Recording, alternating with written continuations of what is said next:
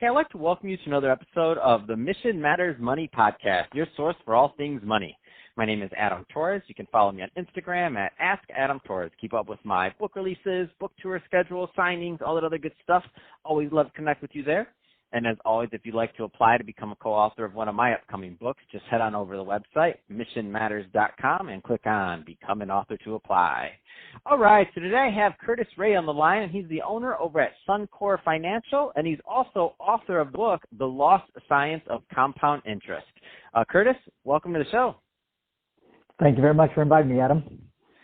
All right, so I'm excited to get into this book. I have some very specific views on compound interest, and I'm excited that you wrote a whole book about it. But before we get into that, I want to get a little bit further into what you're doing over at SunCor Financial. Tell us a little bit more about the company, please. I started the company back in 2014 on the philosophy that compound interest truly is the eighth wonder of the world. We talk about it all the time. There's memes about it. Everyone uses it kind of just very, very loosely. But the thing with compound interest, it's a science. It actually has a defined formula, a defined mathematical equation. And when you follow it, the outcome is almost identical every single time. And so for the last 6 years, I really broke down on what is compound interest, why is Albert Einstein credited for calling it the eighth wonder of the world, but he added, he who understands it earns it. And when I started really researching on how compound interest works, I came to discover that it's not what we think it is. It's not what we've always been told. It doesn't exist in various places that we've been conditioned to believe, such as the stock market and real estate and various other platforms that we use to try to grow our money. But when you actually understand how compounding works, it's quite fascinating. And so ultimately, the last 6 years, I've been going around telling the world, which sounds kind of weird, I get it. Guess what? Compound interest is not what you think it is. This is the science of compound interest, and if you follow it, it will inevitably produce tremendously more money than anything else you do. So that's a big kind of segue into what I do. I love it, and I'll tell you, I have my views on this, and I always said, our entire economic system in this country could be changed if people understood compound interest and the rule of 72. That's it. That's all. If we could gamify, and if kids could be taught that while they're learning their name, how to write their name, if we could teach those two concepts, everything would be different. And I've been saying that for 15 years. At least I've been saying that. Everybody always laughs at it. And I've not. So when I saw that you wrote a book about it, I'm like, this is my people right here. I know Curtis, even though we just met, I know Curtis. And I'm like, it's so simple. And so one of the real interesting, and when this really hit me was, I remember hearing, I don't know if it was on an interview or who knows what, but it was Warren Buffett talking about how he basically he drove that same, it was a Beetle or something like that, like an old car, for years after he was a millionaire. When he first started out, he wasn't a billionaire yet, but when he was a millionaire for years. And for him, he said he could never see, it was something ridiculous, spending, I don't know, it was $400,000 on a car. And they're like, well, why don't you just get another one? And then he did the math of compounding $40,000 or $50,000 for that car, and he says that's how he makes all his decisions. So for a year, Curtis, believe it or not, I did this. I was even when I was at a ball game, I'd do the math on it. I'd be like, all right, that beer costs $7. Do I really want to pay $50, or do I really want to pay for that beer? Is it worth that much? So I drove myself crazy with this exercise of compound interest. But that was the extreme, and not what we should be doing, obviously. But I love it, and I love the book. So I want to go into a couple of sections for the listeners. We're not going to have time to go into the entire book, and so we want you to go out and buy this. It's on Amazon. It's really easy to find. I just typed in Curtis Ray in the search box, and I hit enter, and it came right up. The Lost Science of Compound Interest. It's really easy to find. So I want to get into a point or two here. So Chapter 3, Yin and Yang. Let's go into that. Tell us a little bit more about that, please.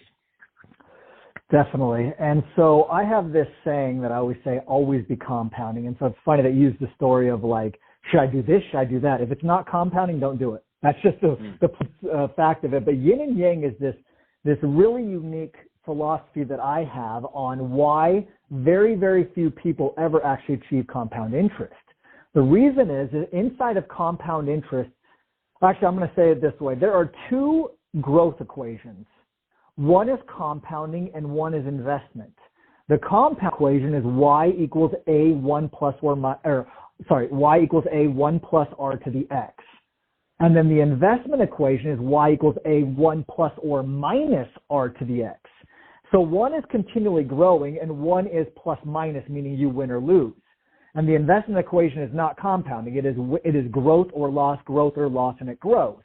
And so inside of this yin and yang theory of compound interest, and what kind of sets me apart from everyone else, is y equals a1 plus r. That is a plus r. That is security and growth that coexist.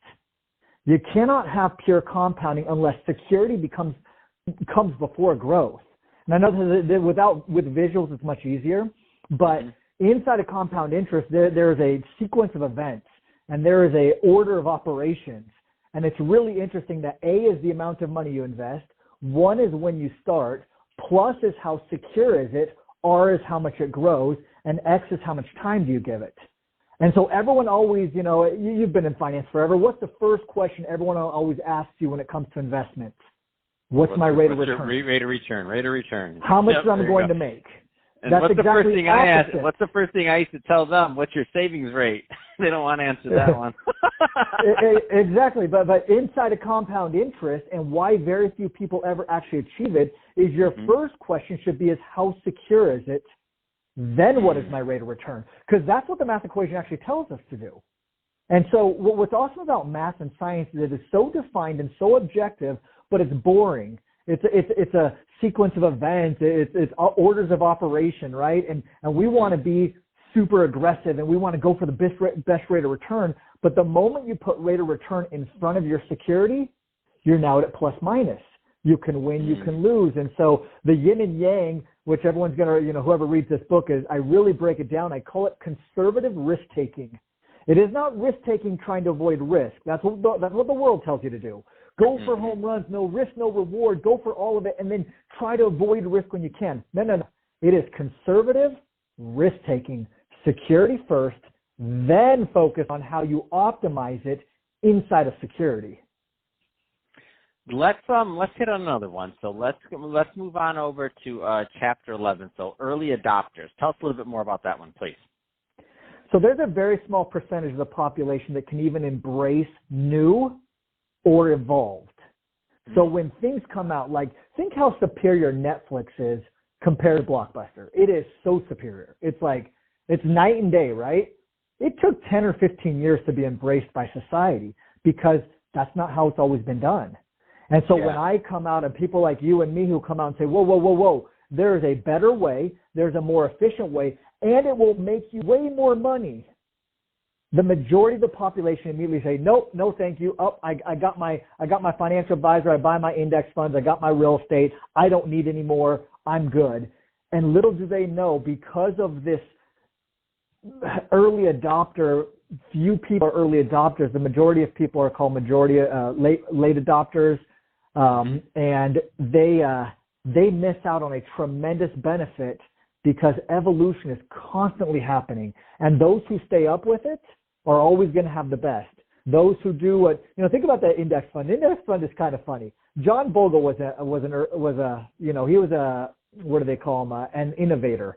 He designed something in 1975, the first index fund that went public.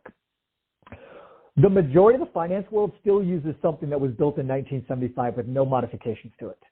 Think how insane that is. Think how much more advanced cars are, phones are, medicine is, TVs are. Everything in the world has evolved but the finance industry.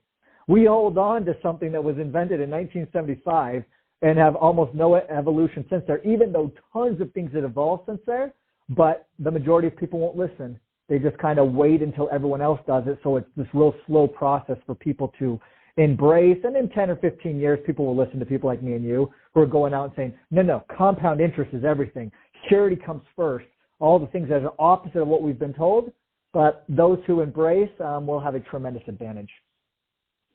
No, it makes so much sense, Curtis, when you say it like that. And I mean, there's so much more to this book that I wish we had time to go out into, but I do want the listeners to go out and pick up a copy. So a couple of things that I'll just throw out there. So you have many other things here. So the Pure Compounder, I'm just looking through the table of contents. The Pure Compounder, Everyone Ends Up Rich, The Evolution of Cash Value Life Insurance, Leverage, OPM Made Secure. I mean, a ton of other content here. I definitely want the listeners to go out and grab a copy of this book. But that being said, Curtis, final couple questions. Number one, what are the right types of clients that make sense for SunCor Financial, whether it's niche or type or demographic? Number one, and number two, what's the best way for people to follow up and to learn more? Yeah, there is good, better, and best in society. Unfortunately, to get the best, you have to be an open thinker. You have to be, you got to be a free thinker and things like that. And so typically my best clients are those who really strive for always finding what's best and doing their own research and not just listening to everyone else, but really willing to do their own research. That's why I typically do really well with entrepreneurs, because entrepreneurs are really open-minded. They're just like, how do I do the best? How do I am the most efficient? How do I lower my costs? All the things that I truly believe in. Those are the people who I really speak well to, and we're in a self-discovery all the time. So those are people who are willing to do their own research, read my book, break it down, read it twice, read it 3 times. And my last chapter in my book is called Everyone Ends Up Rich. And you had made a comment at the beginning of this that if kids could learn how to do this the day they learn how to eat, everyone ends up rich. Like, it's that simple. The smallest investment given enough time inside of compounding produces unlimited wealth. And so that's my mission for everyone. Anyone who wants to contact me, I'm on every social media platform, Facebook and LinkedIn. I'm under Curtis Ray, TikTok, Instagram, and Twitter. I am Curtis Ray. So it's I am Curtis Ray. And then my email address is curtis@curtisray.com. I have a whole team here. We have 50 to 100 appointments a day. I have so many people contact me because, especially with this Corona COVID-19 thing going, it's funny because for 9 months, I wrote a book about how risk is the enemy and it can pop up at any moment in time. And when it comes, it hits hard. And no one wanted to listen to me because we were in an 11-year bull market, right?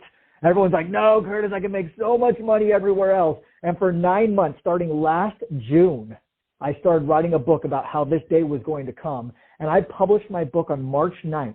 That was the week the world got set on fire with COVID-19. Like, the universe couldn't be smiling down on me. Obviously, I don't want no one to get hurt or anything like that. Right. But when it comes to your money and protecting and security, and understand that risk is the house and the house always wins unless you don't play in the house, this is what my book was designed to do and really educate people. So right now I have hundreds of people contacting me. So if you're one who wants to have protection on your money, focused on compounding, rate of compounding, not rate of return, but rate of secure compounding, which will inevitably outperform anything else you do, reach out to me. And we've got something for you that's going to completely change your life. That's awesome. Well, hey, Curtis, great having you on the show today. Congrats again on the new book, The Lost Science of Compound Interest. Again, everyone go pick that up. And what was the website and all the other things for people to follow up at? So my website is compoundinterest.com. Think how crazy that is. I bought compoundinterest.com and it was available. That's how that was available. That was available as of this year.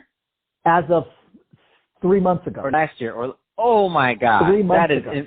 That is unbelievable. You just blew my mind. Unbelievable. Compoundinterest.com was available. Like, seriously. Yes.